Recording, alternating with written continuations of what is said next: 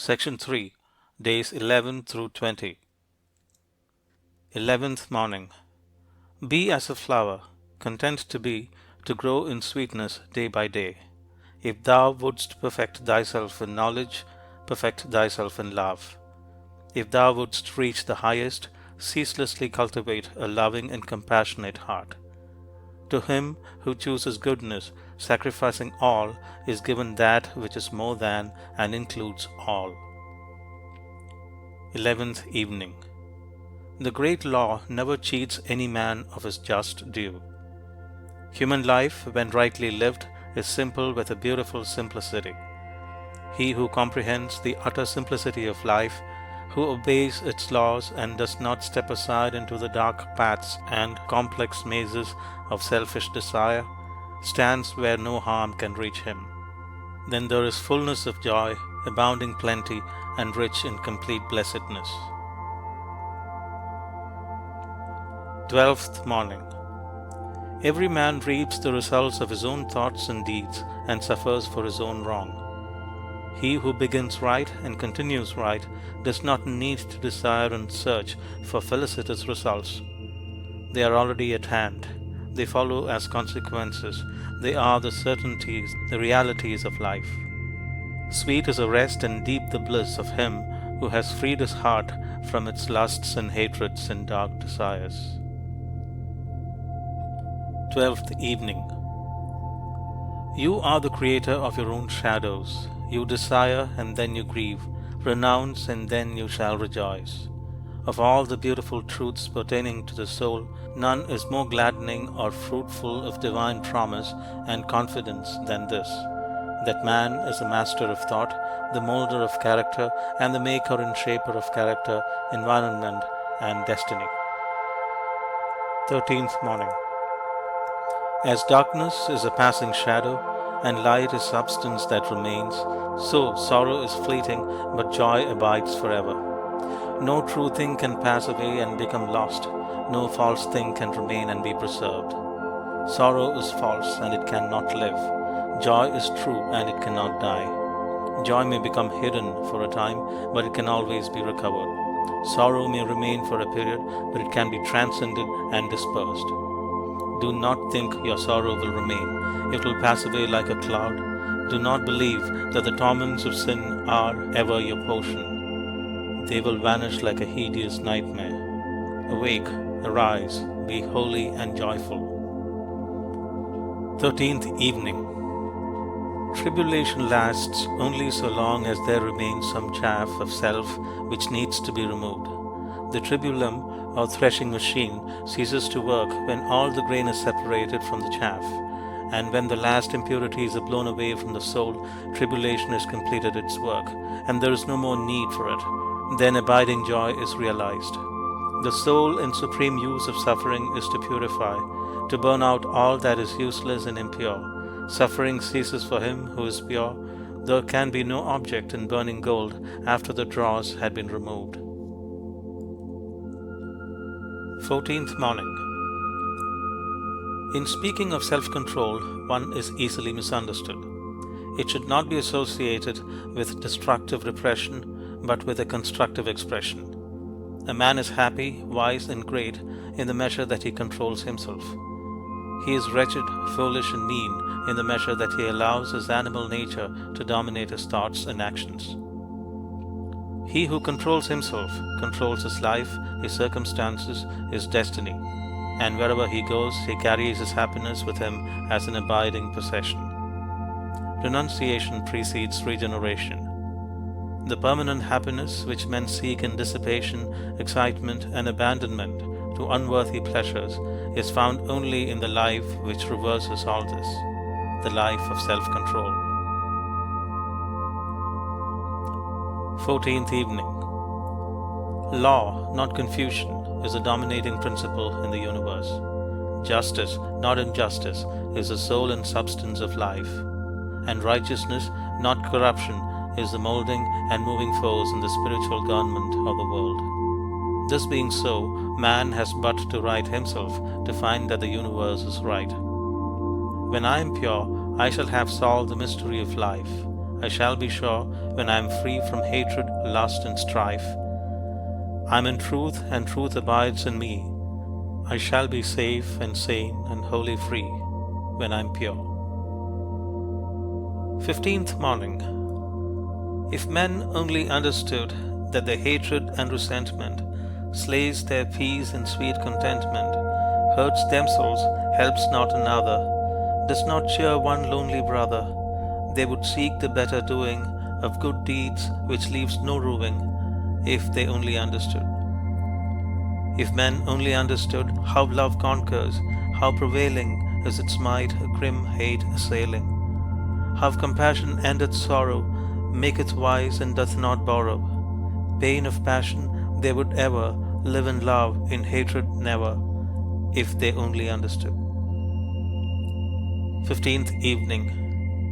The grace and beauty that were in Jesus can be of no value to you, cannot be understood by you, unless they are also in you, and they can never be in you until you practice them. For, apart from doing, the qualities which constitute goodness do not, as far as you are concerned, exist. To adore Jesus for His good qualities is a long step towards truth, but to practice those qualities is truth itself.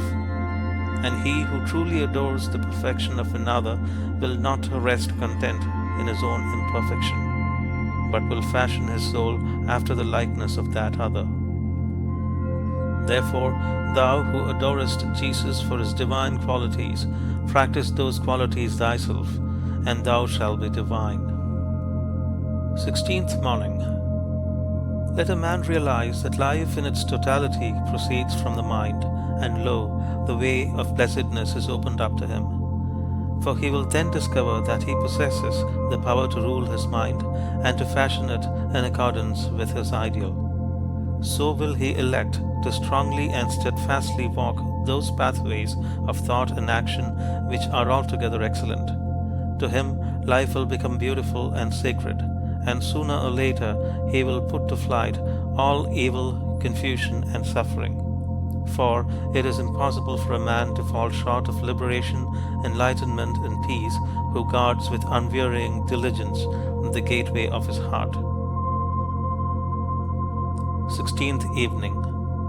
By constantly overcoming self, a man gains a knowledge of the subtle intricacies of his mind, and it is this divine knowledge which enables him to become established in calmness.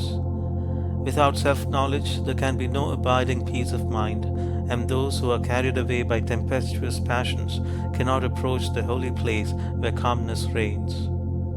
The weak man is like one who, having mounted a fiery steed, allows it to run away with him and carry him whithersoever it wills. The strong man is like one who, having mounted the steed, governs it with a masterly hand, and makes it go in whatever direction and at whatever speed he commands. 17th morning. There is no strife, no selfishness in the kingdom. There is perfect harmony, equipoise, and rest. Those who live in the kingdom of love have all their needs supplied by the law of love. As self is the root cause of all strife and suffering, so love is the root cause of all peace and bliss. Those who are at rest in the kingdom do not look for happiness in any outward possessions. They are freed from all anxiety and trouble, and resting in love, they are the embodiment of happiness. 17th evening. Let it not be supposed that the children of the kingdom live in ease and indolence. These two sins are the first that have to be eradicated when the search for the kingdom is entered upon. They live in a peaceful activity. In fact, they only truly live, for the life of self, with its train of worries, griefs, and fears, is not real life. The children of the kingdom are known by their life. They manifest the fruits of the Spirit: love, joy, peace, long-suffering, kindness, goodness, faithfulness, meekness, temperance, self-control, under all circumstances and all vicissitudes. 18th morning. The gospel of Jesus is a gospel of living and doing. If it were not this, it would not voice the eternal truth. Its temple is purified conduct, the entrance door to which is self-surrender. It invites men to shake off sin and promises, as a result, joy and blessedness and perfect peace. The kingdom of heaven is perfect trust, perfect knowledge, perfect peace. No sin can enter therein. No self-born thought or deed can pass its golden gates. No impure desire can defile its radiant robes. All may enter it who will, but all must pay the price, the unconditional abandonment of self. 18th Evening. I say this, and know it to be truth, that circumstances can only affect you in so far as you allow them to do so. You are swayed by circumstances because you have not a right understanding of the nature, use, and power of thought. You believe, and upon this little word belief hang all our joys and sorrows, that outward things have the power to make or mar your life. By so doing, you submit to those outward things, confess that you are their slave, and they your unconditional master. By so doing, you invest them with a power which they do not of themselves possess, and you succumb in reality not to the circumstances, but to the gloom or gladness, the fear or hope, the strength or weakness, which your thought sphere has thrown around them. 19th Morning. If you are one of those who are praying for and looking forward to a happier world beyond the grave, here is a message of gladness for you. You may enter into and realize that happy world now. It fills the whole universe, and it is within you, waiting for you to find, acknowledge, and possess. Said one who understood the inner laws of being, when men shall say, Lo here, or Lo there, go not after them. The kingdom of God is within you. 19th Evening. Heaven and hell are inward states. Sink into self and all its gratifications, and you sink into hell.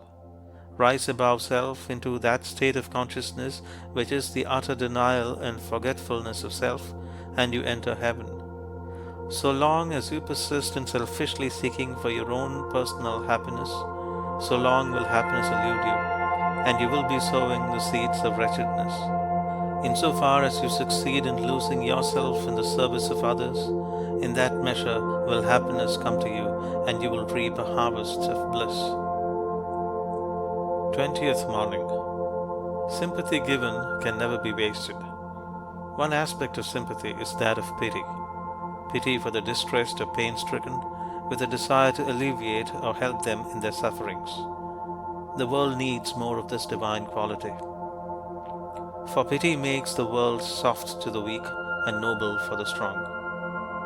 Another form of sympathy is that of rejoicing with others who are more successful than ourselves, as though their success were our own. 20th Evening. Sweet are companionships, pleasures, and material comforts, but they change and fade away. Sweeter still are purity, wisdom, and the knowledge of truth, and these never change nor fade away. He who has attained to the possession of spiritual things can never be deprived of his source of happiness. He will never have to part company with it, and wherever he goes in the whole universe, he will carry his possessions with him. His spiritual end will be the fullness of joy. End of Section 3, Days 11 through 20. Morning and Evening Thoughts by James Allen,